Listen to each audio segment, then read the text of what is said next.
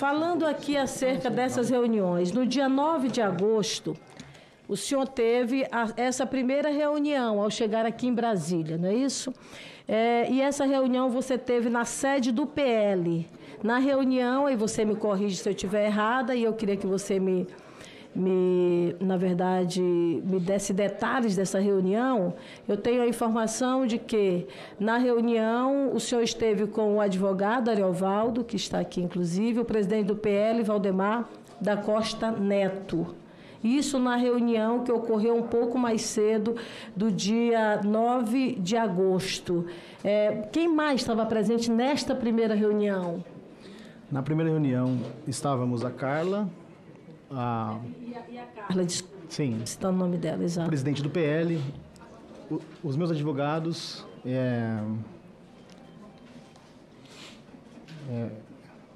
o irmão da Carla Zambelli, que é deputado também, e eu. Essa reunião. Aí você fez, então, a primeira reunião que foi... E o marido da Carla Zambelli também. E o marido da Carla, o irmão. Deixa eu anotando aqui. Eu havia esquecido, mas o advogado me lembrou. Me contam mais sobre essa reunião. O que vocês trataram nessa primeira reunião? O Duda Lima não participou, o marqueteiro. Não participou. Ele participou de uma reunião à tarde, às 15 horas. Isso. Perfeito. Me conta um pouco dessa primeira reunião, como se deu. O que vocês trataram nela? O que vocês discutiram nessa reunião? Tá. Nessa primeira reunião, o assunto era bem técnico, até que o Valdemar entrou em contato com o Duda e agendou essa reunião mais tarde com o marqueteiro da campanha, porque o Valdemar fez algumas perguntas, mas a questão era técnica, e o Valdemar, acredito que ele não tenha um conhecimento técnico sobre isso. Então, foi uma reunião, digamos, preliminar. Exatamente, uma reunião preliminar. E na sequência foi, então, feito contato com o marqueteiro Duda Lima? Sim, durante a reunião, o Valdemar entrou em contato com o marqueteiro, inclusive no Viva Voz, falou com ele e ele disse que às 3 horas iria comparecer no PL. Pronto. Aí você então volta às 3 horas. Sim, só que nesse meio tempo o advogado teve um conflito, um desentendimento com a deputada Carla Zambelli e apenas eu fiquei. Os advogados foram embora. Você diz o advogado que está aqui, inclusive, com você. Sim. Esse conflito se deu por quê? No momento do conflito, eu estava no banheiro. E quando eu retornei, estava no fim do conflito. Então, eu não participei do conflito. Então, nesse momento, o advogado sai e não participa mais da reunião da tarde. Exatamente. Pronto. Na reunião da tarde, qual foi a proposta que foi apresentada? Aí eu lhe pergunto de uma forma mais direta. Tá. A ideia de você participar, por exemplo, como garoto propaganda da campanha do Bolsonaro, do então candidato naquele momento, saiu desta segunda reunião? Sim, saiu. O Duda, que é o marqueteiro, ele inicialmente disse que o ideal seria eu fazer uma entrevista, eu participar de uma entrevista com a esquerda e de forma espontânea falar sobre as urnas. Era essa a ideia inicial. Falar que as urnas eram... A fragilidade das urnas, isso. Ou seja, a proposta... A inicial. Essa foi a proposta inicial. Isso, que não ocorreu porque o meu encontro foi... Ele saiu na mídia e por esse motivo eles cancelaram isso. E a segunda ideia era, no dia 7 de setembro, eles pegarem uma urna emprestada da OAB, acredito, e eu colocasse um aplicativo meu lá e mostrasse à população que é possível apertar um voto e sair outro.